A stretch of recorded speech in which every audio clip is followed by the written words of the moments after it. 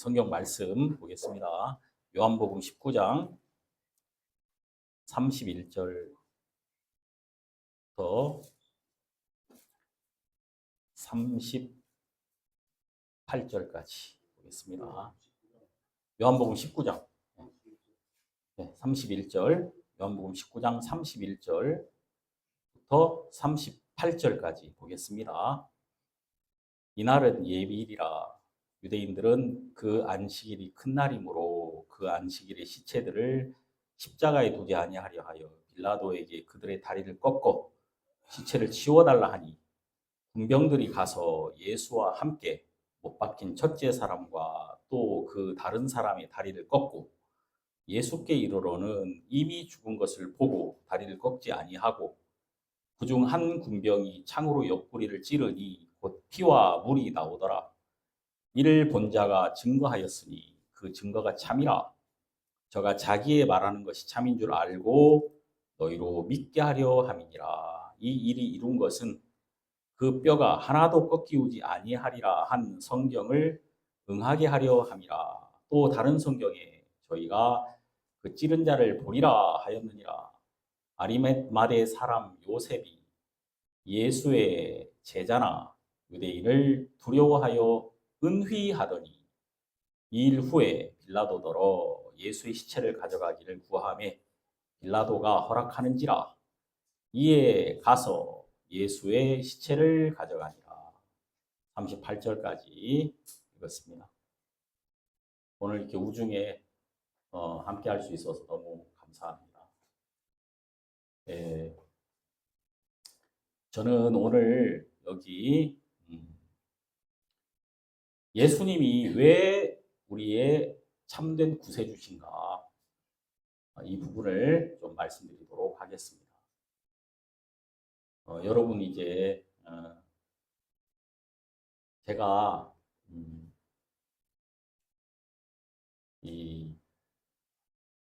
살다 보니까 몸이 아플 때가 있더라고요. 몸이 아프면은 이 몸이 아프니까 뭘 의지가 없어져.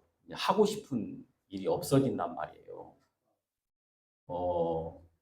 그렇죠. 막 몸에 열이 나고 막 그러면 아무것도 하고 싶지 않잖아요. 그냥 쉬고 싶잖아요. 몸이 건강해야 되겠더라고요. 몸이 건강해야 이렇게 여러분들도 만나고 이런 일도 할 수 있을 거 아닙니까? 제가 이제 엊그제 좀 감기 기운이 있었나 봐요.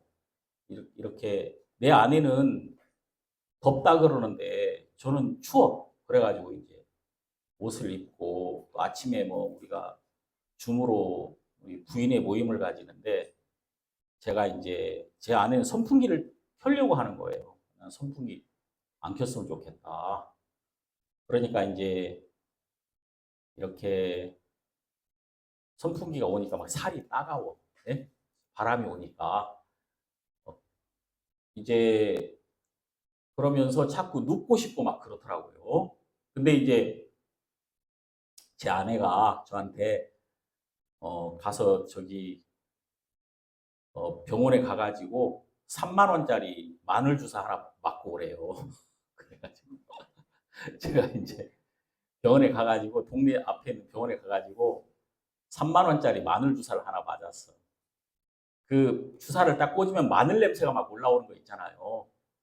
근데 이제 그 주사를 하나 맞았더니 희한하게 몸이 금방 좋아졌어요. 좋아져가지고 오후에는 또 성경도 막 보고, 또 막 이제 제가 전하고 싶은 사람도 전화도 하고 막 그렇게 되더라고요.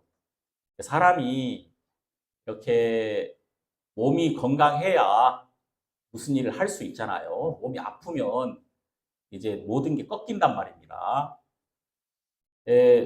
근데 우리를 이렇게 주관하시는 분이 하나님이란 말이에요. 하나님이 우리를 잡아주셔야지. 우리가 하나님의 은혜를 입지 않으면 우리는 아무것도 할 수 없는 사람이더라.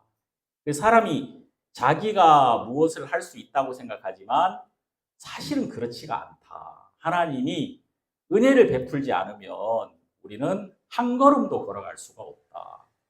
이런 사실을 요즘 시간이 지날수록 많이 느낍니다. 이제 제가 그 참 이번에 우리 여기 왔는데 양성신 형제를 볼 때 너무 마음에 감사한 거예요. 양 형제가 그 한 10년 전쯤에 대만에서 선교를 할 때가 있었거든요. 그때 몸이 많이 아파가지고 양 형제 아내가 지금 오늘 뭐 되게 바쁘더라고. 보니까 뭐 대학원 요즘 뭐 이렇게 청년 상담하는 그런 대학원에 다니는데 요즘 뭐 지금 상담 일들이 많아가지고 정신이 없어요. 그래서 오늘 오후에나 온대요. 막 미안하다고 막 그러면서 막 지금 바빠. 근데 이제 그 양형제 아내가 이제 진짜 몸이 너무 아파가지고 대만에서 이렇게 걸어 다니지도 못하는 상태가 돼가지고 한국으로 나왔어요. 사역을 못, 선교사로 갔는 선교일을 못하고. 그래가지고 제가 들어보니까 6년 동안을 몸 치료를 했다고 하더라고요. 6년을. 그래서 6년쯤 지났을 때 이제 바깥 외출을 할 수 있었대요. 제가 이제 그 이야기를 쭉 들어보니까 너무 마음에 가슴이 아프더라고. 참 얼마나 힘들었을까. 왜냐면 제가 저 양형제하고 양형제 아내가 결혼할 때 제가 이제 그걸 좀 봤거든요. 근데 이렇게 뭐 예수 안에서 이렇게 결혼한다고 해서 믿지 않는 분들이 막 가족들이 좀 반대했어요. 근데 그러면 행복하게 지내야 될 거 아니야. 예? 몸도 건강하게. 근데 뭐 계속 어려운 일이 많이 생겨가지고 이제 저렇게 막 몸도 못 가누게 되니까 그것도 뭐 선교사로 나간다고 나갔다가 완전히 뭐 진짜 거의 죽은 사람 다 돼가지고 돌아왔으니 얼마나 가족들은 원망이 클 것이며 주변에 보는 사람들이 아름답지 못하게 봤겠습니까? 근데 제가 이제 어떤 마음이 딱 드냐면은 하나님께서 이 부부를 다 회복해서 나중에 이제 지금은 잘 모르지만 하나님께서 물론 지금도 하나님께 다 회복해 주셨지만 앞으로 이 부부를 통해서 훨씬 더 많은 열매를 주시겠다. 그런 소망 같은 게 막 생기는 겁니다. 소망. 이제 여러분 그 예수님은 십자가에 못 박히셨잖아요. 근데 예수님 십자가에 못 박힐 때 예수님에게 소망이 있었다고 하더라고요. 내가 십자가에 못 박히면 많은 사람이 돌아오겠다. 그리고 마귀가 깨지니까 사탄의 권세가 깨트려지고 예수님이 십자가에 못 박히심으로 패배하는 게 아니라 십자가로 승리하셨느니라. 십자가가 승리란 말이에요. 패배가 아니라. 그러니까 이제 이 예수 안에 감춰진 이 승리는 절대 인간의 눈에서 가늠할 수가 없더라고요. 오직 하나님의 말씀을 통해서만 이 승리가 보인다. 그래서 이제 제가 이제 그런 마음이 막 드는 거예요. 하나님께서 지금 우리 눈에 보이는 이거 다가 아닌데 우리가 이 말씀을 통해서 우리 미래를 바라보면 하나님께서 이미 우리에게 많은 걸 주셨다. 근데 문제는 이걸 못 보잖아요. 이걸 못 믿으면은 그냥 자기 낙담 속에 빠져 있는 거예요. 그냥. 왜 이걸 본 적이 없으니까 이걸 믿지를 못하니까 자기 생각이나 자기 형편 속에 빠져가지고 그냥 거기서 못 빠져나오는 거예요. 준비가 안 된단 말입니다. 이런 거나 똑같아. 예를 들어 지금 오늘 여기 이제 이 집회 참석하려고 점심 때 한 100명이 온다. 그러면은 여기서 집회를 준비하는 분들은 100명을 준비할 거 아니겠습니까? 100명을 위하여. 그렇잖아요. 근데 만일 이것을 믿지 않고 오늘 아무도 안 올 거야 이렇게 생각한다면 그 사람은 아무것도 준비하지 않을 거란 말이에요. 실제로 사람들이 와도 이 사람이 그 자리에 없어. 왜냐면 아무 사람도 오지 않을 거라고 생각하니까 자기가 자기의 일을 보러 갈 거란 말이에요. 그러면 이제 아무도 만날 수 없는 거지. 그런 것처럼 실제로 여러분 하나님은 우리를 위하여 말씀대로 하시고 약속대로 하시지만 이것을 믿지 못할 때 우리는 아무것도 얻지 못하더라고요.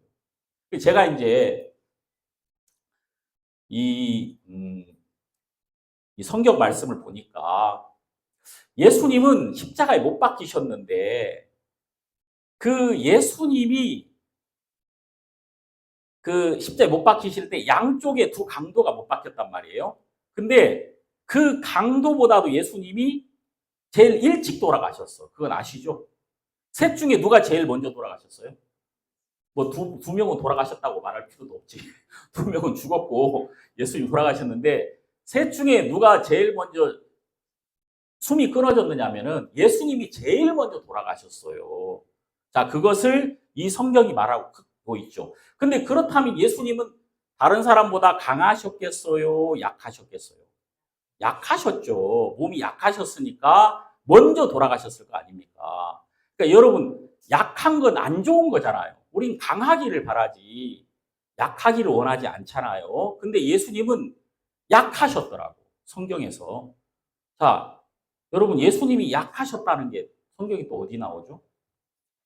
예수님이 이사야서도 나오고, 자, 우리 성경 한번 보겠습니다. 고린도 후서 12장 4절을 보면은, 여기 고린도 후서 12장 4절을 보면은, 그리스도께서 약하심으로 십자가에 못 박히셨으나 오직 하나님의 능력으로 살으셨으니 우리도 저희 안에서 약하나 너희를 향하여 하나님의 능력으로 저와 함께 살리라. 여기 보면은 예수님이 약하셨다 이렇게 나오죠. 여기서 약하다는 이 의미는 이렇게 버리면 버려졌다. 예수님이 그 어떤 고난이 오면은 이거를 그냥 받아야만 했다 그 말이에요. 궁핍하면은 그 궁핍을 피할 수 없었다. 그냥 예수님은 우리처럼 약한 분이었단 말이에요.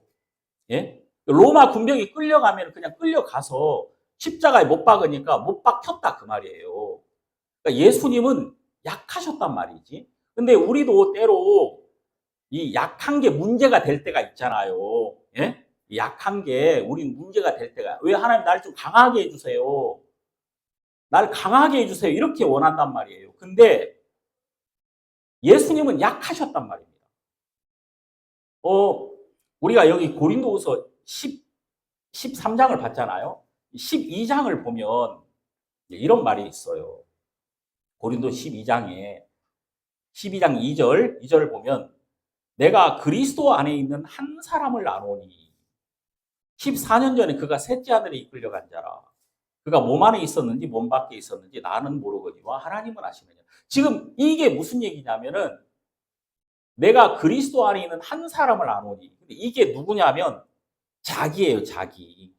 여기 나오거든요.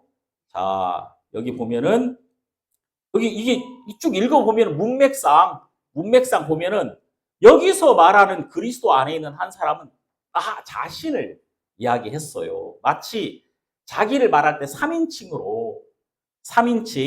그로 표현했단 말이에요. 그리스도 안에 있는 한 사람을 안다. 그럼 이제 여러분, 이 바울이라는 사람이 자기 자신을 그냥 내가 지금까지 알고 있던 내가 있었을 거 아니에요. 내가 지금까지 알고 있었던 내가 너무 자기를 잘 알겠지. 자기 마음도 잘 알고. 근데 자기가 예수 안에 들어와서 예수 안에 있는 한 사람인 나로서 자기를 본 적이 있다 그 말입니다. 그리스도와 하나 된 한 사람. 그리스도 안에 있는 나. 그리스도와 함께 된 새로운 피조물. 보라 새 것이 되었도다. 이렇게 말한 새로운 나로서 이 자기를 봤단 말이에요. 예? 근데 참 재밌는 게 뭐냐면은 그가 이렇게 막 정말 신령한 세계, 셋째 하늘에 올라갔다 하잖아요. 그가 낙원으로 이끌려가서 말할 수 없는 말을 들었으니 사람이 가히 이르지 못할 말이라. 그러니까 지금 엄청난 신령한 세계를 경험했는데, 예? 근데 하나님은 그 신령한 세계를 경험한 그 바울을 여전히 약하게 하셨다 그 말이에요. 이게 지금 왜 이런 말을 하냐면은 근데 하나님은 여기 이제 7절에 보면 12장 7절 여러 계시를 받은 것이 지극히 크므로 너무 자고하지 않게 하시려고 내 육체에 가시 곧 사단의 사자를 주셨으니 이는 나를 쳐서 너무 자고하지 않게 하려 하심이니라. 그러니까 그가 엄청난 하나님의 계시를 보았지만 하나님은 그를 약한 곳에 묶어두셨다 그 말이에요. 그를 약하게 하셨다. 그래서 여전히 그에게는 핍박 여기 나오죠. 뭐 이제 여기 보면은 10절에 나옵니다. 그러므로 내가 그리스도를 위하여 약한 것들과 능욕, 궁핍, 핍박, 곤란을 기뻐하노니. 그러니까 이제 그는 이 땅에 있는 동안에 그는 어떤 신령한 하나님의 것들을 경험했지만 여전히 이 세상에서는 배척을 받고 욕을 듣고 그는 궁핍하고 항상 넉넉하지 않았단 말이에요. 쪼달렸단 말이에요. 그가 그렇게 살았다. 왜냐하면 그가 그 약한 위치에서 그리스도의 능력이 항상 그를 통해서 나타나더라. 그러니까 그가 내가 넉넉해서 내가 이기는 게 아니라 내가 약했을 때 나는 그리스도로 말미암아 항상 이기는 자가 되더라. 그래서 하나님의 그 그리스도의 능력이 나를 통해 언제 나타나느냐면 약할 때 나타나더라. 이제 하나님은 그래서 나를 약한 자리에 두기를 기뻐하시더라. 이것을 이 바울이 발견한 거예요. 그러니까 여러분 이제 제가 참 뭘 많이 느끼냐면 인간이 자꾸 손댄다는 것, 인간이 어떤 자기 계획을 가지고 자기가 뭔가 하면 할 수 있다라고 생각하는 거예요. 사람들이. 여러분 사람들이 내가 내 마음을 못 낮춰요. 하나님이 낮춰줘야지. 그렇죠. 여러분 하나님이 한번 낮추면 마음 금방 낮아져요. 예? 안 그렇습니까? 여러분 사람이 진짜 아무리 대단한 인간이라도 마음 금방 낮춰요. 제가 잘 알고 있는 여기 저하고 막 진짜 여기 우리 장영신용 형제님도 여기 와 계신데 우리 부부 같이 와 계신데 우리하고 다 친하게 지내는 아주 훌륭한 분이 한 분 계세요. 오늘 여기 오려고 그러다가 못 왔는데 이분은 박사 학위가 2개나 있어. 미국에서도 하여튼 남침례 신학대학에서 박사학위 받. 내가 볼 때 하여튼 한국에서 공부 챔피언 같아. 신학 박사 중에 내가 이분보다 더 똑똑한 신학 박사 본 적이 없어요. 진짜 똑똑해요. 뭐 모르는 게 없어. 마틴 로이드 존스라고 유명한 목사님 있잖아요. 거의 다 외우고 있어. 책들을 다. 다 암기에 암기. 모르는 신학자가 없고 안 읽어본 책이 없는 분이에요. 대단한 분이죠. 근데 내가 이분을 보면은 이분이 되게 교만할 수 있잖아요. 조건이 많잖아요. 교만의 조건이. 예? 근데 하나님이 이분을 꺾으시더라고요. 하나님이 다 꺾으시니까 하루아침에 땅바닥에 딱 꽂히는 거야. 하나님이. 누구를 통해서 꺾냐면 아들을 통해서 꺾는 거예요. 그 집 아들 이름이 다니엘인데 성경에 나오는 다니엘이거든. 다니엘인데 이 다니엘이 아버지 마음에 고통을 주는 거예요. 이 아들이 이제 아들이 되게 똑똑한 아들이거든요. 얘가 미국에서 야구 선수인데 진짜 그 추신수 아세요 혹시? 야구선 추신수? 추신수급의 야구 선수가 될 뻔했어요. 잘하면 됐는데 하여튼 될 뻔했는데 얘가 이 팔꿈치 부상을 입었어. 17살 때 이 팔꿈치에 부상을 입어가지고 이 수술을 했거든요. 수술을 했는데 그 원래 수술을 하면은 재활을 잘해야 된대요. 근데 이 수술이 조금 잘못됐어. 살짝. 그래가지고 얘가 진짜 그 유망주로서 진짜 뭐 17살 때 140kg 이상을 던졌다 하더라고요. 스스로. 진짜 얘가 각광을 받았어요. 근데 그 부모님들도 뭔가 얘에 대한 기대를 했을 거 아닙니까? 얘가 이제 이 고등학교만 잘 해가지고 고등학교 한 3학년 때 프로로 이렇게 진짜 드래프트 그거 뭐 잘만 되면은 진짜 뭐 어마어마한 이제 부자가 되는 거죠. 근데 이 수술 하나가 잘못됐어. 잘못돼가지고 거기서부터 막 꼬이기 시작하더니 얘가 야구를 못하게 되니까 좌절하는 거예요. 자, 야구를 해야 되는데 이게 꿈인데 야구를 못하게 되니까 막 애가 너무 막 마음에 좌절하고 막 진짜 이 밀려오는 절망감을 얘가 이기지를 못하는 거예요. 그러니까 이제 화가 나니까 자신에 대해서 술도 한 잔씩 마시게 되고 또 이제 막 그 화가 나니까 자기를 사람들이 무시하는 거 아니야? 그런 마음 가지니까 사람들하고 자꾸 싸움을 하게 되고 그러면서 이제 얘가 막 어려움 속에 빠지더라고요. 근데 냉정하게 내가 생각해 봤어요. 하나님은 그 다니엘을 정말 사랑하신다. 다니엘이 어떤 마음이 드냐면 이런 아픔이 있으니까 하나님 나를 사랑하지 않아. 하나님은 우리 집안을 사랑하지 않아. 이렇게 생각. 그럼 사랑하느냐 안 하느냐를 내가 강하냐 약함으로 항상 생각하는 거예요. 내가 막 점점 강해지면 야 하나님은 나를 사랑하셔. 그래서 나를 이렇게 강하게 하셔. 근데 나에게 이렇게 막 일이 안 돼. 이상하게 막 되던 일도 안 되고 자꾸 이러면은 마치 하나님이 나를 사랑하지 않는 것처럼 그러면서 사람 마음이 막 절망 속으로 빠져드는 거예요. 그 제가 이제 냉정하게 생각할 때 지금 이 다니엘이나 이차이 목사 그 집안이 이 집안이 지금 잘못되는 건가? 아니다. 하나님은 지금 이 집안을 가장 좋게 가장 아름답게 이끌어 가시는 거다. 그러면 무슨 일을 하시냐면은 마음을 낮추는 거예요. 마음을 낮추는 거예요. 예? 여러분 하나님이 왜 이스라엘 백성을 저기 40년 광야 생활을 하게 했습니까?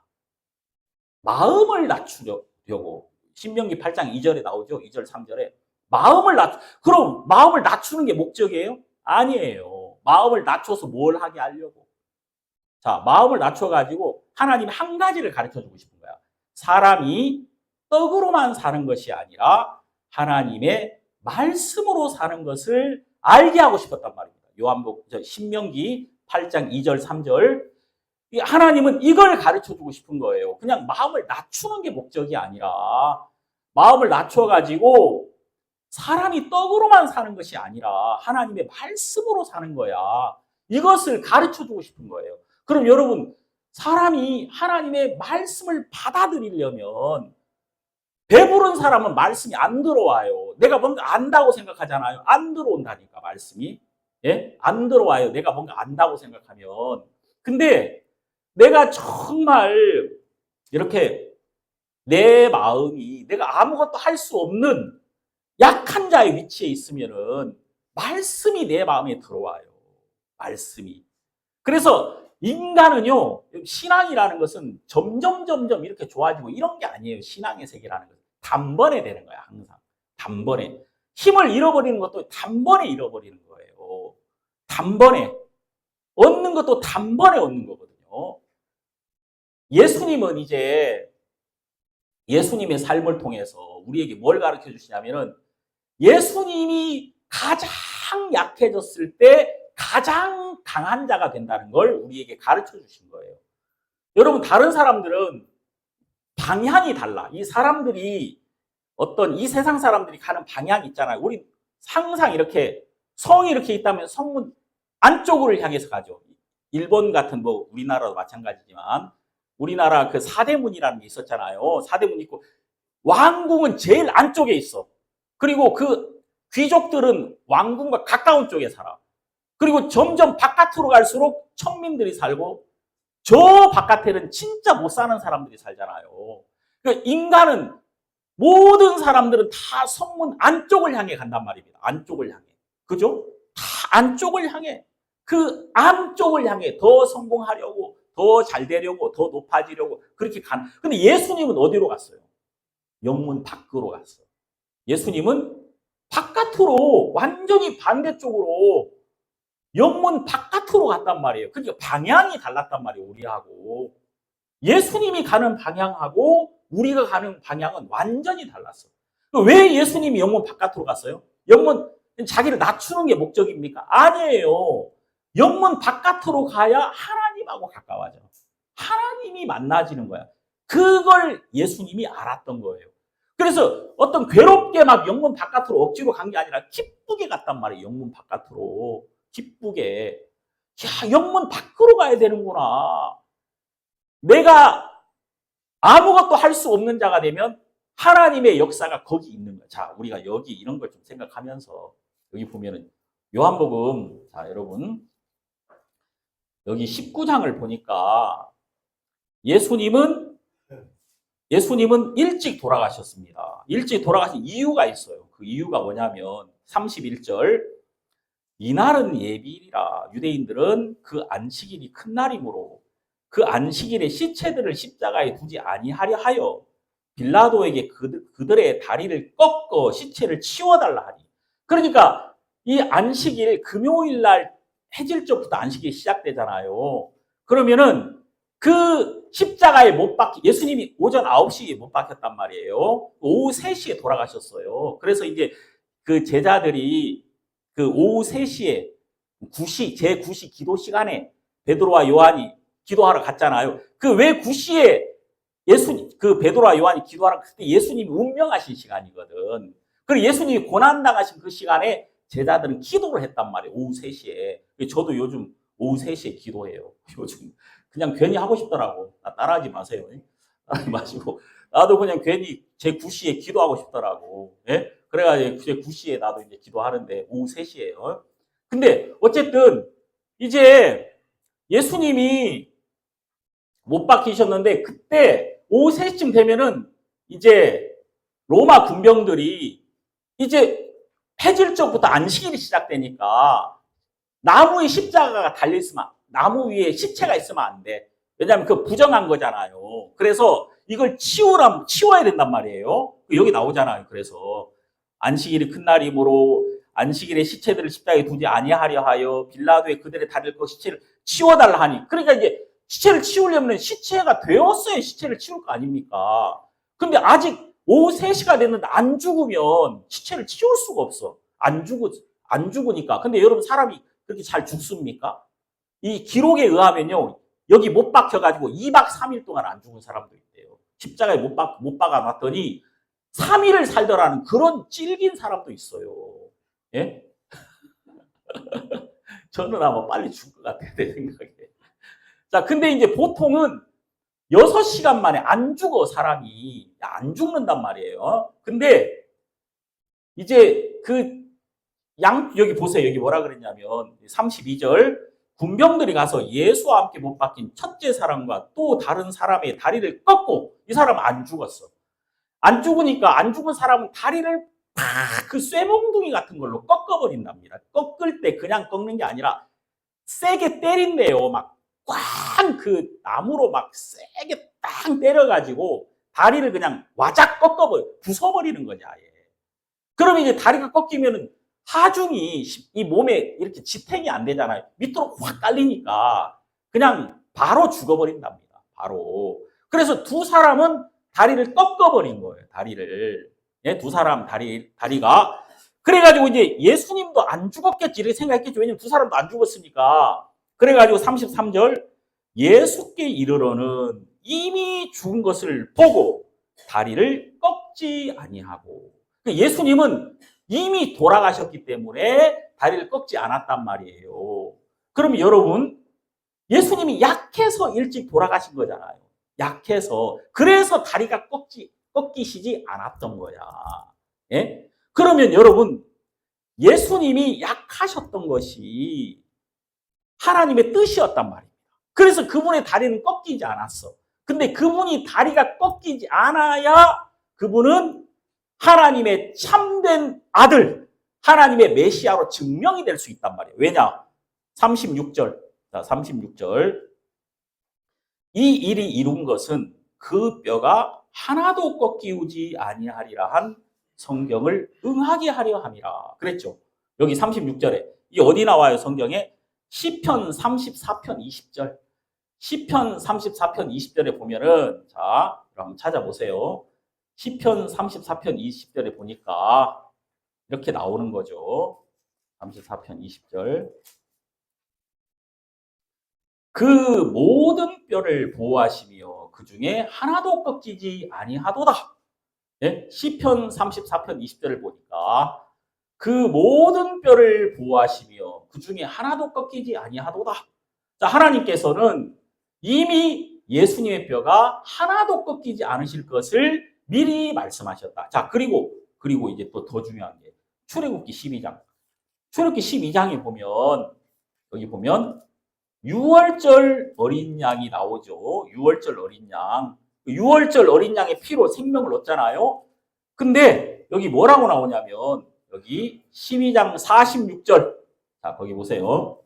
12장 46절에 보면 유월절 어린 양을 한 집에서 먹되 그 고기를 조금도 집 밖으로 내지 말고 뼈도 꺾지 말지며. 자, 유월절 어린 양의 뼈는 꺾으면 돼요, 안 돼요? 안 돼, 절대. 유월절 어린 양의 뼈는 절대 꺾어선 안 된다. 자, 이게 또 나와요. 민수기 9장 12절도 봐요. 민수기. 찾아봅시다. 민수기 9장 12절도 보면은, 여기, 민수기 9장 12절에 보니까 여기 나옵니다. 아침까지 그것을 조금도 남겨두지 말며 그 뼈를 하나도 꺾지 말아서 유월절 모든 율례대로 지킬 것이니라. 그러니까 여러분, 유월절 어린 양의 뼈는 꺾여선 돼요, 안 돼요? 안 돼. 그럼 예수님은 십자가에 지금 못 박히셨는데 예수님은 십자가에 못 박히실 때 유월절 어린 양으로 십자가에 못 박히셨다 그 말이에요. 맞죠? 성경 어디 나오죠? 고린도전서 여기 나오죠. 한번 찾아봅시다. 여기 고린도전서 여기 5장 7절 보면은 너희는 누룩 없는 자인데 새 덩어리가 되기 위하여 묵은 누룩을 내어 버리라. 우리의 유월절 양 곧 그리스도께서 희생이 되셨느니라. 자, 여러분, 예수님은 유월절 양이셨다. 뼈가 꺾이면 돼야 안 돼요? 안 돼. 절대 안 돼. 그래서 예수님이 뼈가 꺾이지 않았던 거예요. 그러니까 예수님은 참 재밌는 게 3명이 못 박혔잖아요. 2명은 뼈를 꺾어버렸어. 2명은. 그 예수님도 꺾여야만 돼. 상식적으로는 그렇잖아요. 꺾여야만 되는데 예수님의 뼈는 꺾이지 않았다. 왜? 일찍 돌아가셨거든. 약하셨단 말이에요. 그분이 약하셨던 게 하나님의 뜻을 이루셨던 거야. 예? 그리고 그래서 뼈가 꺾이지 않았던 거야. 자, 여러분, 얘 또 뼈가 꺾이지 않은 게 왜 중요한지 알아요? 이 뼈가 꺾이지 않은 이유는 바로 뭐냐면 예수님의 몸이 바로 예수님은 교회의 머리죠. 우리는 교회의 뭐예요? 몸이란 말입니다. 우리 이 교회는 예수의 몸이란 말이에요.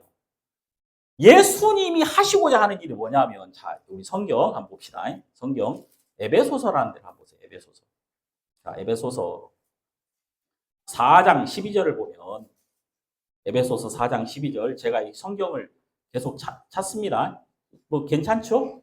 네, 성경을 찾는 게 좋아요. 4장 12절 거기 보면은 이는 성도를 온전케 하며 봉사의 일을 하게 하며 그리스도의 몸을 세우려 하심이라. 자, 여러분, 예수님은 몸을 세우시는 분입니다. 몸을. 자, 여러분, 이게 너무 소중한 거야. 이 성경에 에베소서에 이거 비밀이거든요. 비밀. 자, 여러분, 에베소서 5장 봐보세요. 5장 32절. 이 비밀이 크도다. 내가 그리스도와 교회에 대하여 말하노라. 이게 어마어마한 비밀이라는 거예요. 예수님이 교회의 머리시고 교회는 예수님의 뭐라고요? 몸이에요. 그리고 여러분들은 누구예요? 여기 나오지. 그 위에 30절. 30절에 보면 5장 30절에는 우리는 그 몸의 지체임이니라 그랬죠. 예? 우리는 그 몸의 지체임이니라. 제가 오늘 자고 일어났는데 자고 일어나면서 우리는 그 몸의 지체임이니라 이렇게 하고 일어났어요. 아, 이상해. 우리는 그 몸의 지체임이니라 이렇게 하고 일어났다니까요. 야, 이게 왜 그래? 그게 어딨지 성경에? 어딘지 모르겠어. 그래가 일부러 찾아봤잖아. 이게 어딨나 하고 찾아보니까 에베소서 5장 30절에 있더라고요. 우리는 그 몸의 지체임이니라. 예? 그럼 여러분, 예수님은 여러분을 꺾지 않으신다는 겁니다. 절대. 예? 예수님은 일찍 돌아가심으로 뼈를 꺾지 않으셨어요. 그러니까 예수님이 약해지신 이유는 여러분과 저를 세우려고 예수님은 약해지셨던 거예요. 왜? 예수님이 약해서 빨리 돌아가실 뼈가 꺾이지 않거든요. 예수님이 뼈가 꺾이지 않았던 이유는 몸을 세우려고, 예? 몸을 세우려고. 여러분과 저를 세우는 것이 하나님의 뜻이었단 말이에요. 예? 하나님의 뜻. 참, 이게 놀랍죠. 그러니까, 이제, 예수님이 뼈가 꺾이지 않고 일찍 돌아가셨기 때문에 옆구리를 찌른 거예요. 다른 사람 옆구리 안 찔렀어. 예수님만 옆구리를 찔렀거든. 왜냐하면 예수님은 뼈를 꺾지 않았잖아요. 뼈를 꺾지 않았기 때문에 그래도 확인사살이라는 게 필요하잖아. 그러니까 예수님만 옆구리를 창으로 팍 찔러버린 거야. 그래서 요한복음에 뭐라고 나와요? 여기 보면, 자, 여기 보세요. 요한복음 19장에 보면, 19장 34절에, 자, 여기 33절부터 봐야 돼. 인과관계가 성립되니까. 그래야. 예수께 이르러는 이미 죽은 것을 보고 다리를 꺾지 아니하고, 그랬죠. 그중 한 군병이 창으로 옆구리를 찌르니 곧 피와 물이 나오더라. 그러니까 예수님은 다리를 꺾지 않았기 때문에 옆구리를 찔렀던 거예요. 그 말 이해 가시죠? 그래서 이제 예수님 옆구리를 팍 찔렀고 예수님의 옆구리에서 피와 물이 나왔다. 그럼 여러분, 그 피와 물이 왜 나왔어요? 그 나오신 피와 물을 통해서 우리가, 이 교회가 예수님 옆구리에서 나온 거야. 아담 옆구리에서 하와가 나왔잖아요. 그죠? 아담 옆구리에서 하와가 나왔어. 아담을 깊이 잠들게 하시고 그 옆구리에서 하와를 빼냈잖아요. 갈빗대. 예? 내가 하와를 빼냈다 그러니까 또 어떤 분은 또 아닌데 갈빗대 빼냈는데.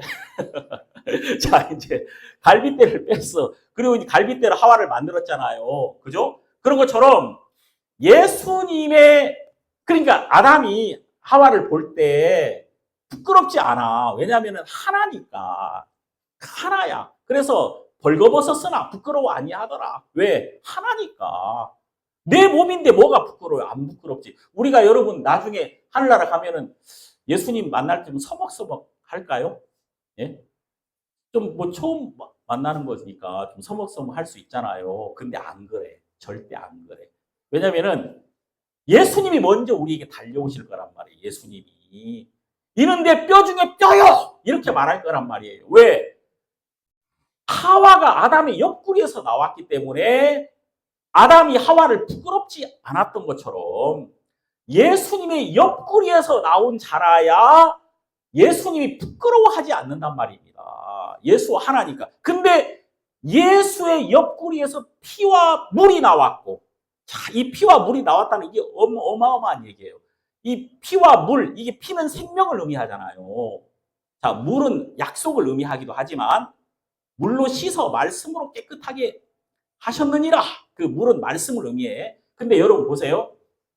여자가 아이를 낳을 때 어떻게 낳아요? 양수가 터지잖아요. 예? 양수가 팍 터지면서 물과 함께 생명이 쏟아져 나오는 거예요. 물과 함께. 그죠? 만일 양수가 터지지 않으면은 아이가 못 나올 거 아닙니까? 그죠? 그런 것처럼 물이 그 양수가 터짐으로써 그 물과 함께 생명이 쏟아져 나오듯이 피와 물이 나왔다. 피는 생명이에요. 피와 물이 나왔다는 것은 마치 하나님의 약속대로, 예? 약속대로 예수 안에서 하나님이 가장 기뻐하시는 그의 아들의 신부가 그에게서 나왔다는 것을 우리에게 보여주고 계신 거다 그 말입니다. 양수가 터질 때 생명이 확 쏟아져 나오듯이 피와 불이 예수님 옆구리에서 나온 그 피로 우리는 온전한 생명을 얻은 자들이 되었다. 다시 말해서 이 교회는 예수의 피로 죄에서 온전히 씻음을 받은 자가 됐단 말이에요. 그래서 우리 성경에 보면은 예수님이 하고 싶었던 게 다른 게 아니잖아요. 여기 뭡니까? 여기 성경 에베소서, 골로새서 여기 막 꽉 차 있죠. 이런 이야기들이. 여기 한번 먼저 본다면 에베소서를 보면 4절, 1장 4절을 보면 곧 창세전에 그리스도 안에서 우리를 택하사 우리로 사랑 안에서 그 앞에 거룩하고 흠이 없게 하시려고 그 기쁘신 뜻대로 우리를 예정하사 예수 그리스도로 말미암아 자기의 아들들이 되게 하셨으니. 참 저는요 이게 너무 좋아. 예수님이 원래 여러분 하나님이 예수님으로 말미암아 하고 싶으셨던 것이 뭐냐면 우리를 하나님의 아들을 만드는 겁니다. 그게 하나님이 하고 싶었던 거예요. 아들을 만드는 거야, 아들.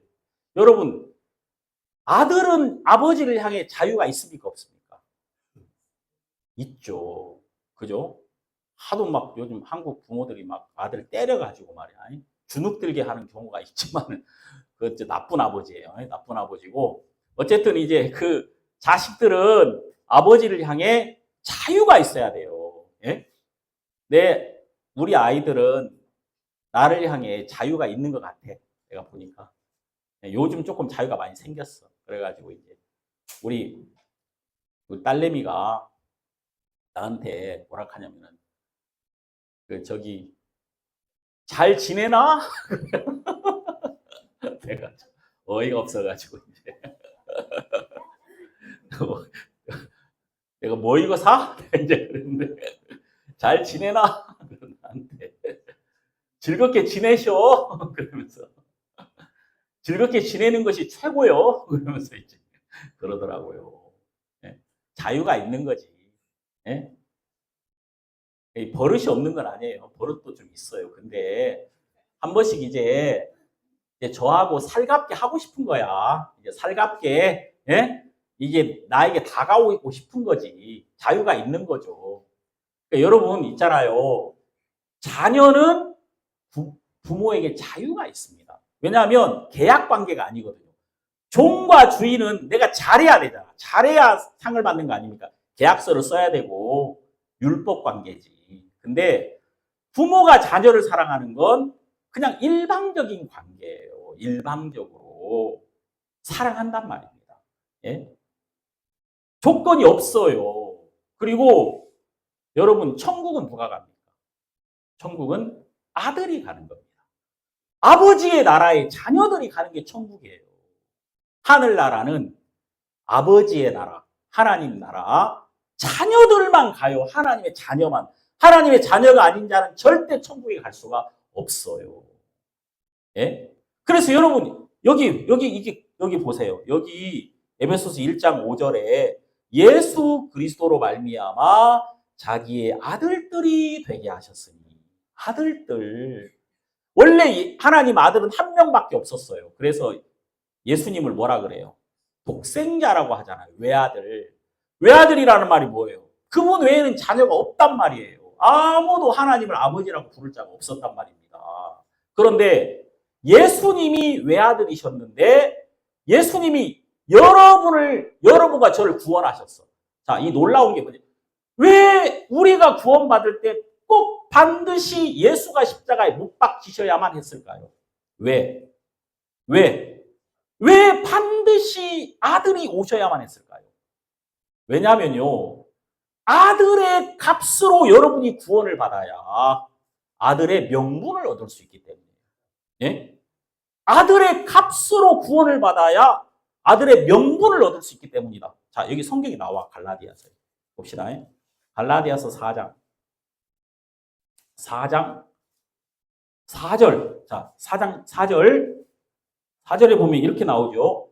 때가 참에 하나님이 그 아들을 보내사 여자에게서 나게 하시고 율법 아래 나게 하신 것은 율법 아래 있는 자들을 속량하시고 우리로 아들의 명분을 얻게 하려 하십니다. 여기 아들의 명분이라는 말이 있잖아요. 그죠? 아들의 명분. 여러분 제가 지금 살살 막 말하는데 이게 어마어마한 얘기를 지금 하고 있는 거예요. 여러분 다 천재들이라 제가 지금 빨리빨리 말씀드리고 있는 거 아시죠? 그러니까 여러분 지금 여기 보면 우리는 하나님이 지금 왜 예수를 십자가에 못 박았느냐? 아들을 못 박아야 아들의 값이 지불돼야 우리가 아들의 명분을 얻을 수가 있다 그 말입니다. 예? 아들의 명분. 이게 정말 너무 감사하잖아요. 이거는 여러분이 자꾸 사람들은 이 신앙이 잘못돼 가지고 마치 어떤 인간이 마치 고행을 해야 되듯이 인간이 마치 무엇인가를 하여서 사람이 구원에 도달한다. 아니면 하나님의 의에 도달한다는 잘못된 생각을 가지고 있어요.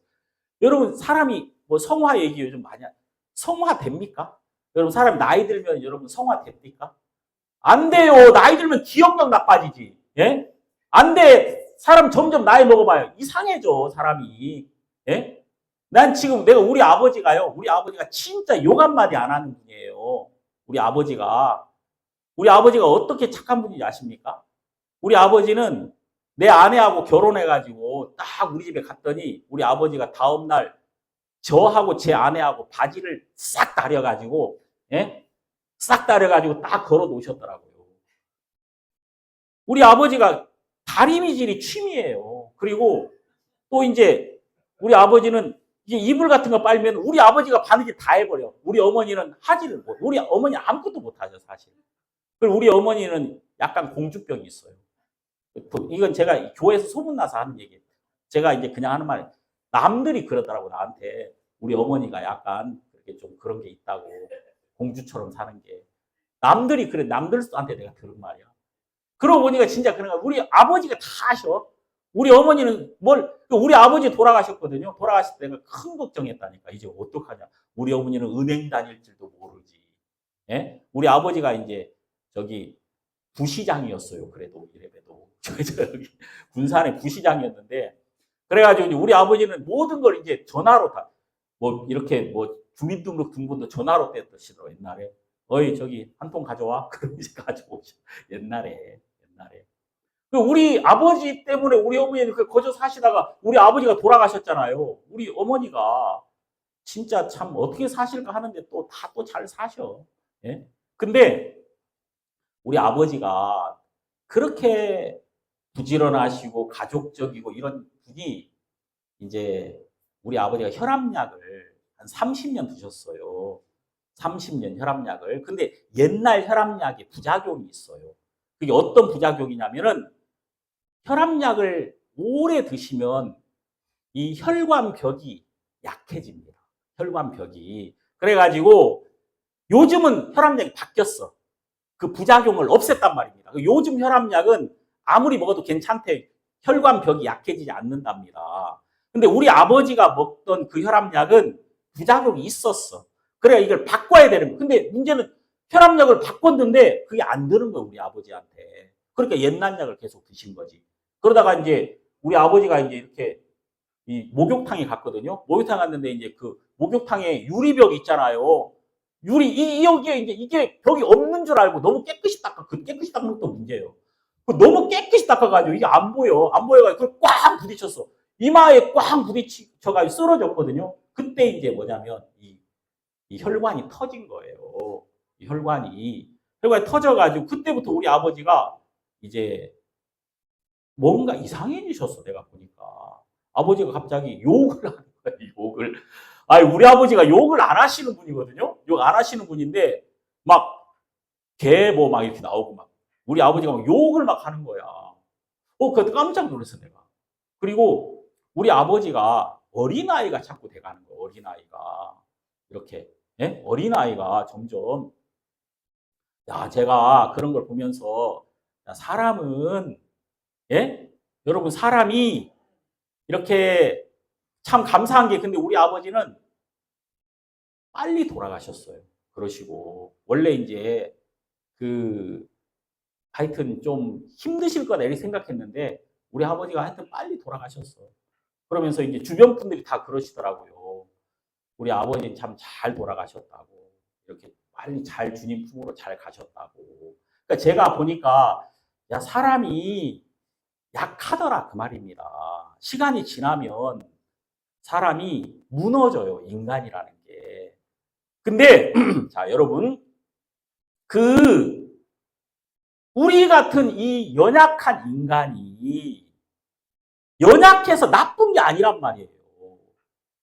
우리가 연약함으로 우리는 하나님의 은혜를 입을 수 있는 거예요. 내가 약하면 약할수록 성경에 나오잖아. 그리스도께서 약하심으로 십자가에 못 박히셨으나 하나님의 능력으로 살았다. 그러니까 약하신 분이 약한 분이 됐는데 그분이 약하여지심으로 그분에게 임한 예수 그리스도가 그분을 위해 주신 영원한 생명이 너무 아름답게 빛나더라 그 말이에요. 예?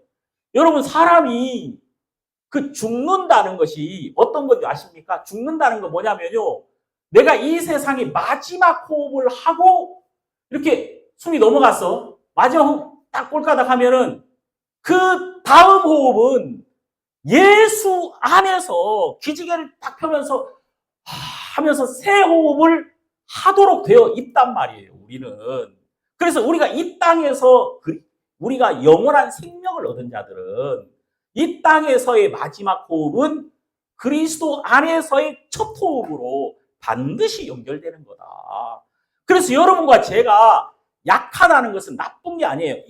약해야지 이 몸을 벗어버리고 우리가 새로운 곳을 향해 가게 된단 말입니다. 소망이 생기잖아요. 우리가 보통 보면은 낡은 집은 확 버리고 새 집으로 갈 소망을 가지지 않습니까? 그래서 이 육체의 연약함은 하나님이 왜 이 연약함을 주시냐면 이제 너를 위해서 하나님께서 새로운 장막을 준비하셨다는 것을 우리에게 알려주시고 보여주시는 거예요.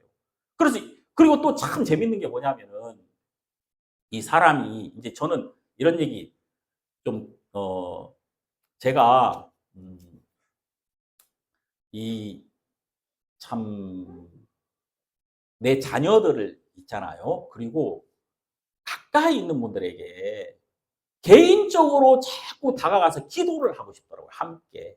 함께 기도하고 함께 교제하고 한 분씩 내 곁에 있는 가까이 있는 분 있잖아요.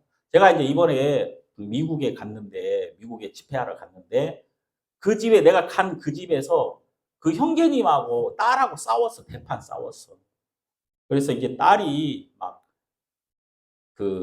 하여튼 아버지가 좀 고함 지르고 하니까 딸이 같이 싸워가지고 상심을 하고 있더라고요. 그래가지고 이제 싸우니까 싸웠으니 약한 모습이 드러난 거잖아요. 약한 모습이 딱 드러났어. 근데 그 집 딸이 이제 원래 말씀 잘 안 들으려고 하거든요. 근데 이제 제가 얘야 너 나하고 좀 교제 좀 할래? 그랬더니 나이가 30인데 그 집 딸이 예 목사님 교제 좀 하고 싶습니다. 그러더라고 순순하게. 내가 지금까지 그렇게 이야기를 잘 듣는 그 애는 처음 봤어요. 얘한테 너 아버지하고 싸웠구나, 화가 많이 났구나 그랬더니 아버지는 참 내가 이해가 안 간다고. 왜냐면은 다 자기 뜻대로만 하려고 하지 내 마음은 한 번도 아버지는 생각하지 않는다는 거예요. 그래 너가 이제 그럼 마음에 의지할 곳이 없겠구나. 그러니까 이제 목사님 내가 진짜 살 맛이 안 납니다. 그러더라고. 살 맛이 안 난대. 그래가지고 이제 나는 그 애하고 지금 이렇게 좋은 대화를 이번에 처음 나눠봤어요. 몇 번 그 집에 갔거든요. 그래가지고 이제 말씀을 들으려고 하더라고요. 귀를 이렇게 세우고. 그러니까 사람이 여러분 믿는다는 말은 의지한다는 말인데 약해져야지 의지가 되거든요. 커진다고요. 이게 커진다고. 깜깜해야 별이 잘 보일 거 아닙니까? 깜깜해야. 그래서 사람이 약해지는 게 나쁜 게 아니에요. 하나님에 대한 소망이 점점 더 커져. 연세가 드신 분들이 말입니다. 연세가 드신 분들이 하나님을 의지하는 마음이 훨씬 크단 말이에요. 예? 다른 게 약해지면서 이 마음에 심지가 생기고, 그리고 그분들은 이렇게 이렇다 사람이 있잖아요. 이 인간의 뇌라는 게, 정신이라는 게 젊을 때는 위로 올라간답니다. 창의력이 있대, 창의력이. 근데 나이가 든 분들은 화목하게 한다 하더라고요. 화목하게. 그래서 이제 이 막 말을 빨리 하지도 않고 급하게 하지 않지만 이렇게 그들이 하는 모든 행동은 사람들을 이렇게 연결해주는 일을 한다 하더라고요. 그러니까 이 나이가 들면 몸이 약해지니까 그래도 이 나이 드신 분이 있는 거하고 없는 거는 천지 차이예요. 그 집에서 어른이 있어야 가족들이 모인다고. 항상 그 아시죠? 명절 때라도 어른이 있어야 그 집에 모여. 근데 그 어른이 돌아가셔가요. 안 모여요. 다 깨져버려. 그러니까 사람이 이렇게 나이 들고 연세가 있으시다는 게 나쁜 게 아니에요. 사람들을 화목하게 해준단 말입니다. 우리를 이렇게 묶어주는 거예요. 저는 제가 이렇게 옛날에는 나는 뭐 잘해야 된다고 생각하고 막 강해져야 된다고 생각했는데 그런 게 아니더라고. 하나님이 가장 복된 것은 그냥 하나님이 두신 그 자리가 제일 아름다운 거예요. 하나님이 두신 그 자리. 그러니까 여러분들이 지금 있는 이 자리가 제일 복되고 아름다운 자리더라. 그런 마음이 자꾸 드는 거예요. 하나님 이렇게 주신. 내가 오늘, 그죠? 내가 오늘 이제 이렇게 오늘 제가 내 장래 먼 훗날 그런 게 중요한 게 아니라 저에게 있어서 이 오늘이라는 이 날은 하나님이 나에게 은혜를 베푸시는 날이고 또 오늘이라는 이 날은 하나님이 나에게 임하셔서 하나님의 역사를 나에게 나타내는 날이더라 그 말입니다. 그래서 제 마음이 오늘 너무 하나님 앞에 감사하더라고요. 여러분들도 만날 수 있다는 게. 자, 그래서 여러분 참 중요한 건 뭐냐면 하나님은 여러분과 저를 죄 아래 두셨단 말입니다. 죄 아래. 율법 아래. 우린 율법 아래에서 죄에 팔렸잖아요. 로마서 7장 14절. 로마서 7장 14절에 보면은 이렇게 나오죠. 여기 뭐라고 나오냐면 우리가 율법은 신령한 줄 알거니와 나는 육신에 속하여 죄 아래 팔렸도다. 예? 죄 아래 팔렸도다. 그럼 내가 죄 아래 팔렸으니까 죄가 나의 주인이었을 거 아닙니까? 죄 아래 팔렸으니까. 그래서 죄 아래 있었기 때문에 죄가 나의 7장 14절. 예, 7장 14절 죄송합니다. 자, 죄 아래 있었기 때문에 근데 예수님이 값을 지불했다. 그래서 죄의 싹은 사망이요. 이렇게 나오는 거야. 요한복음 로마서 6장 23절. 그래서 예수 그리스도가 죄의 싹스로 사망을 지불하심으로 예수 그리스도의 값, 예수 그리스도의 피값이 지불됐기 때문에 우리는 죄에서 해방됐단 말입니다. 그러니까 우리가 언제 죄에서 해방됐느냐면은 예수 그리스도가 십자가에서 그의 보배로운 피를 흘리신 그날 나를 묶고 있는 죄의 사슬은 풀어지고 나는 그 피로 말미암아 죄에서 온전히 해방된 거예요. 예수의 피로 말미암아. 그러니까 여러분 예수 그리스도의 피값 아들의 값으로 그 나의 죄값이 지불됐기 때문에 나는 아들의 명분을 얻었다 그 말입니다. 이게 1,000,000원짜리라. 이게 1,000,000원짜리. 이게 1,000,000원짜리라는 것은 이걸 얻기 위해서 얼마를 냈다는 거예요. 1,000,000원을 냈다는 거잖아. 이게 1,000,000원짜리야. 그런 것처럼 나를 얻기 위해서 예수의 피값을 지불했어. 아들의 값을 지불했기 때문에 나는 아들만큼 소중한 사람이다. 아들의 값으로 구원받았으니까 아들인 거지. 아들의 명분을 얻었단 말이에요. 그럼 여러분 아들의 명분을 얻은 이유가 뭐예요? 그 이유는 여기 아까 못 읽었는데 갈라디아서 한번 봅시다. 아들의 명분을 얻은 이유는 갈라디아서 4장 7절 보면은 이렇게 나오죠. 4장 7절 그러므로 네가 이후로는 종이 아니요 아들이니 아들이면 하나님으로 말미암아 유업을 이을 자니라. 자, 아들이기 때문에 하늘나라를 상속받을 수 있는 자가 되었다. 상속권. 아들에게만 있는 상속권. 다시 말해서 하늘나라가 우리의 소망이 되었다. 그 말입니다. 그래서 여러분, 진짜 이 구원받은 사람들은, 거듭난 그리스도인들은 하늘의 소망이 있는 거예요. 하늘에. 은혜를 입고 싶더라고요. 제가 진짜 은혜를 입고 싶더라고요. 여러분, 우리가 이런 적이 있어요. 제가 이제 여기 제 아내하고 같이 사는데, 제 아내 여기 와 있어요. 제 아내 와 있는데, 이제 우리가 은혜를 좀 입고 싶었어요. 하나님의 은혜를. 여러분, 은혜는 누가 입어요? 은혜는 불쌍한 사람이 입는 거 아닙니까? 불쌍한 사람. 이 불쌍한 사람, 성경에 나오죠. 불쌍한 사람, 38년 된 병자, 뭐 소경 거지 바디메오. 불쌍한 사람 아닙니까? 근데 제 아내가 제일 불쌍할 때가 있더라고요. 제가 볼 때. 그때가 언제였느냐면 우리 아들이 아팠을 때, 우리 아들이 병원에 입원해가지고 사형 선고를 받은 적이 있어요. 우리 아들이. 그래가지고 한양대학교 병원에서 막 죽어가는데, 그때 이제 내 아내가 너무 불쌍하더라고요. 근데 누가 도와? 여러분, 뭐 위로가 되는 줄 압니까? 뭐 괜찮다, 그런 거 위로 안 돼요. 그런 위치에 되면 아무도 위로받을 곳이 없어. 이 세상에는 말로 위로가 안 된다니까. 진짜 위로는 우리 아이가 건강해지는 거죠. 근데 그런 위로는 하나님의 은혜로만 되는 거예요. 하나님의 은혜. 하나님으로만 말미암는. 그래서 하나님만 의지해야 될 때가 있어요. 누가 아무리 귀한 자가 와서 위로해줘도 안 돼. 제가 스티브 잡스라는 사람이, 스티브 잡스 알아요? 그 애플 여기 컴퓨터 만든 사람 있잖아, 아이폰. 스티브 잡스가 이 췌장암에 걸렸거든요. 췌장암. 그래가지고 죽어가더라고요. 췌장암이 그렇게 아파요. 우리 할아버지도 췌장암으로 돌아가셨는데 보통 암의 7배라 하더라고요. 고통이. 아파, 췌장암이. 저도 췌장암 걸릴 뻔했어요. 저도 한 3년 전에 병원에 입원했었는데 의사가 말하기를 내 췌장의 염증이 거의 막 염증 덩어리라 하더라고요.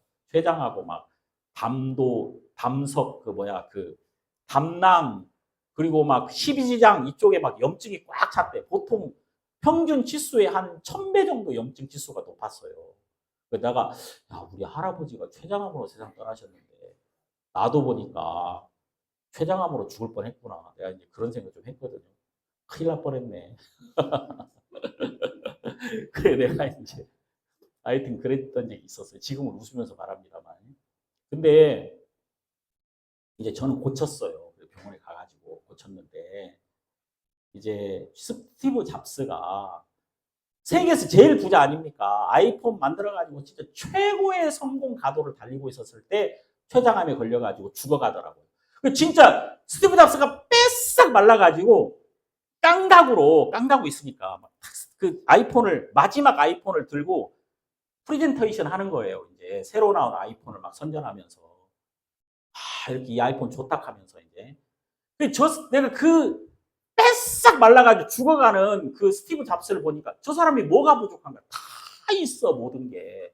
저 사람이 가진 것으로는 절대 저 사람에게 생명을 줄 수는 없는 거예요.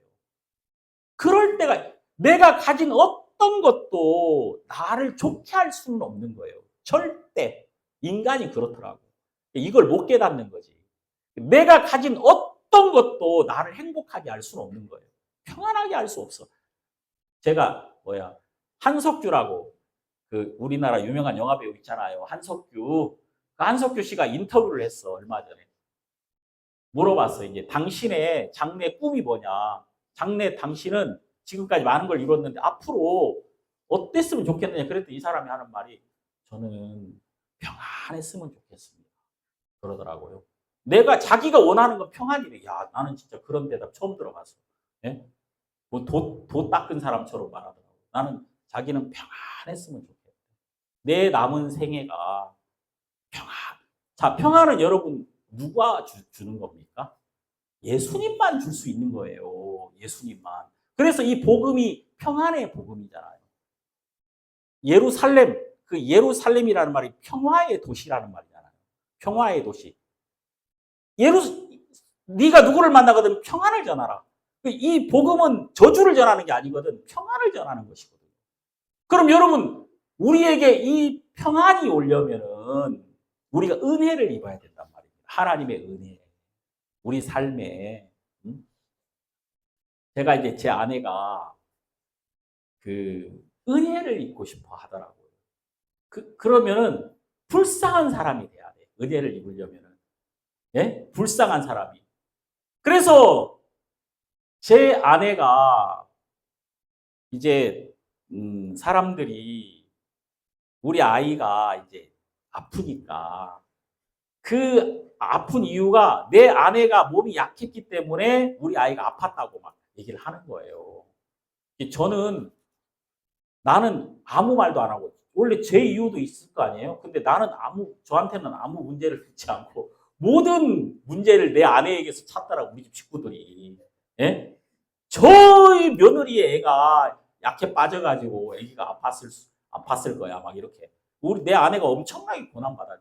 우리 집이 보통 또 좀 그런 게 있어요. 또 며느리를 학대하는 나쁜 게 있어. 좀 그런 게 있어. 예?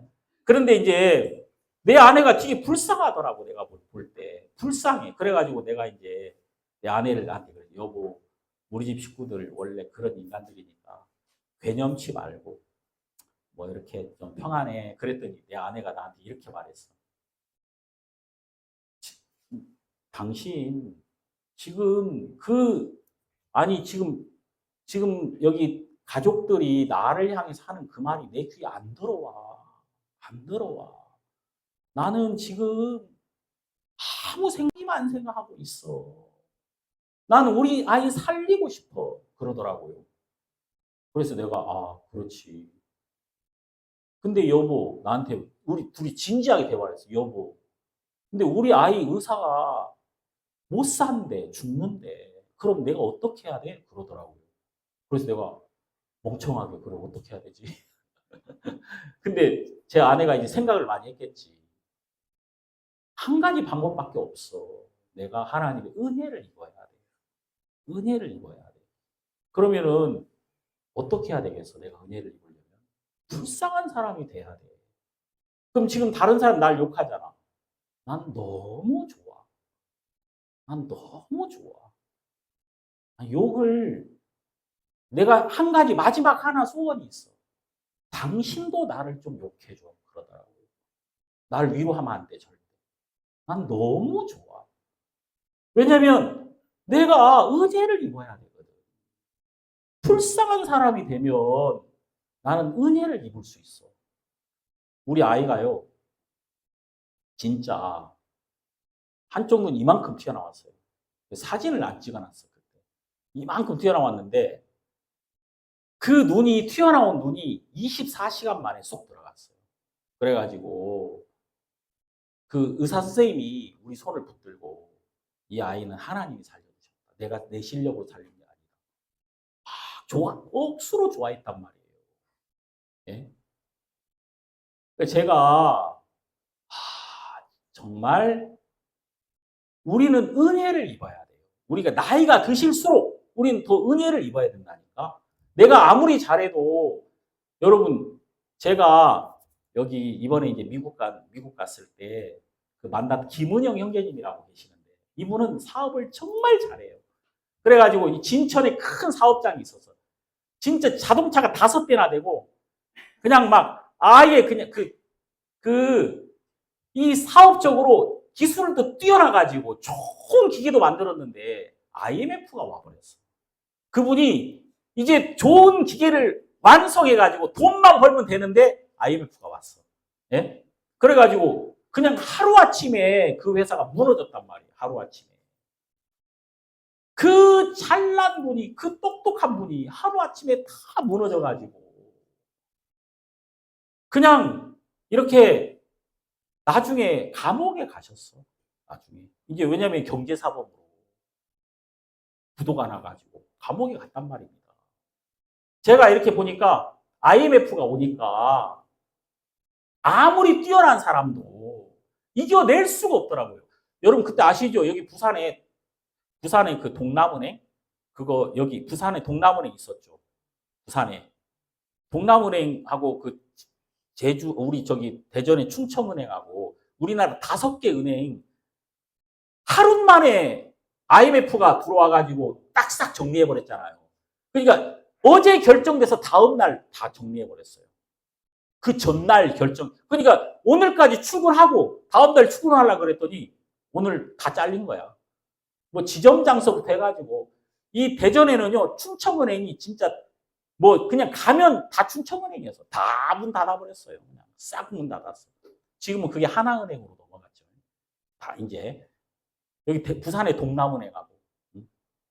그러니까 그런 일을 만나면 넘어져야 돼요. 제 아무리 강한 사람도 못 버티거든요.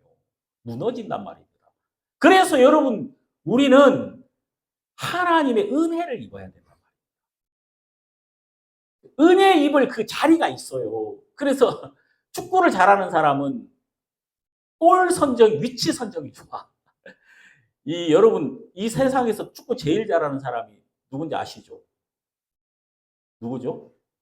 메시. 메시라는 사람이 진짜 잘해. 근데 메시는 키도 작아. 그리고 또 느려.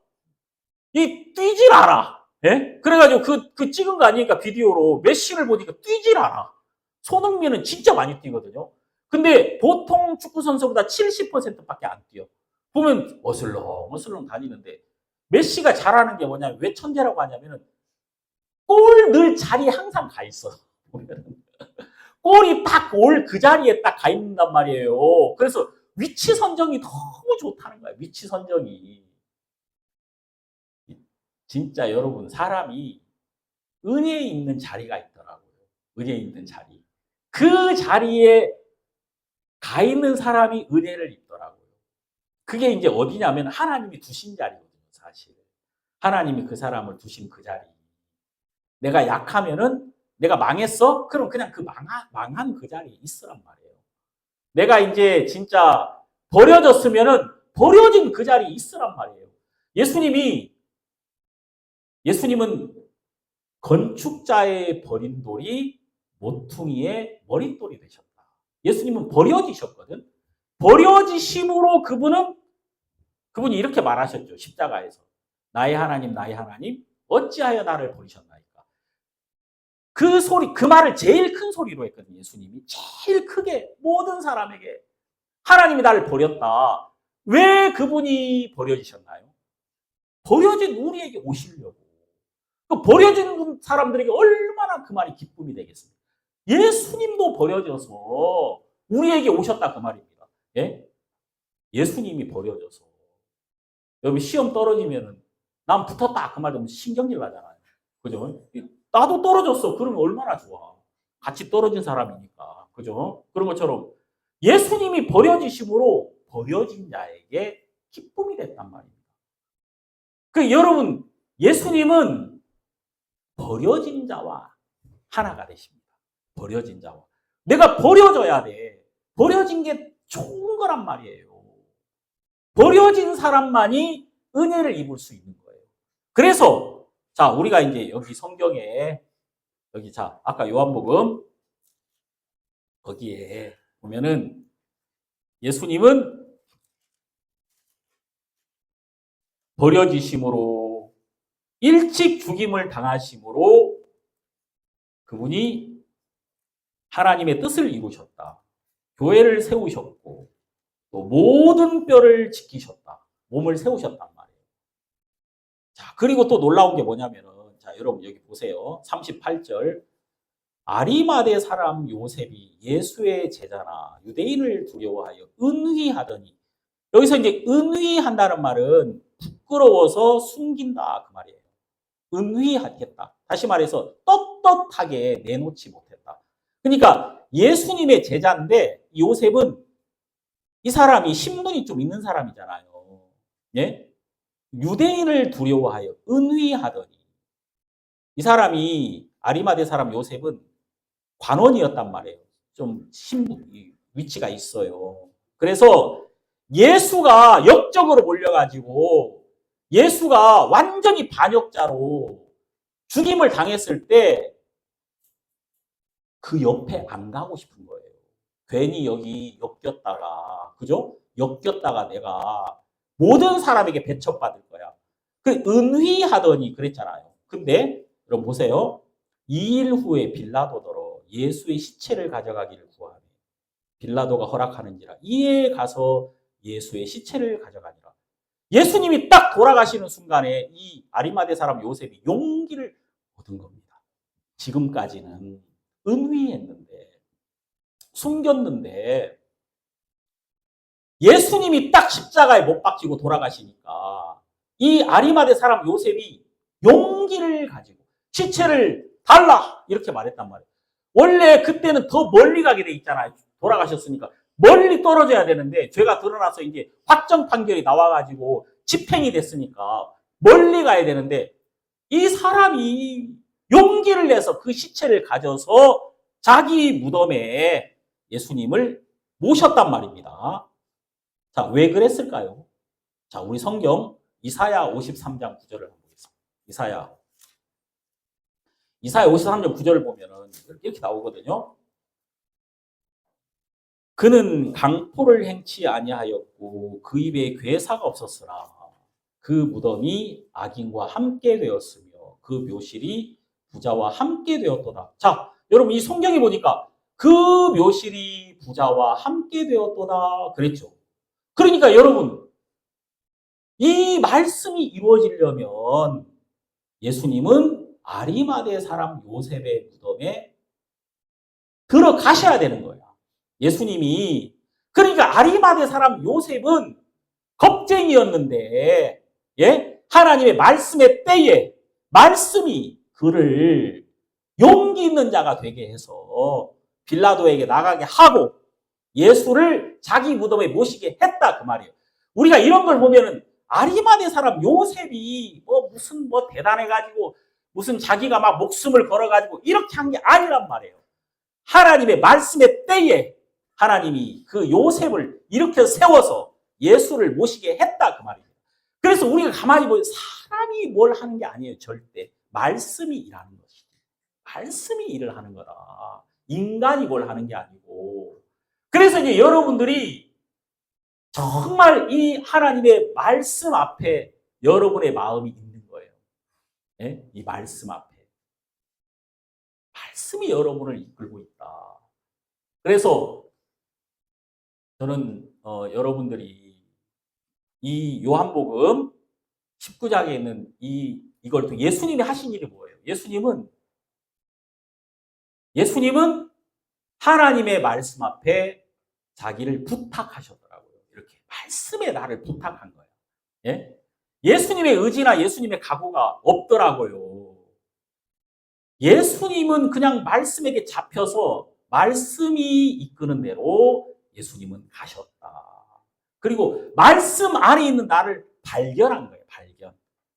우리가 여러분 제가 이제 이 말씀을 보면 어떤 마음이 드냐면은 이미 말씀은 나를 알고 계시는 거야. 이 말씀 안에 내가 있어요.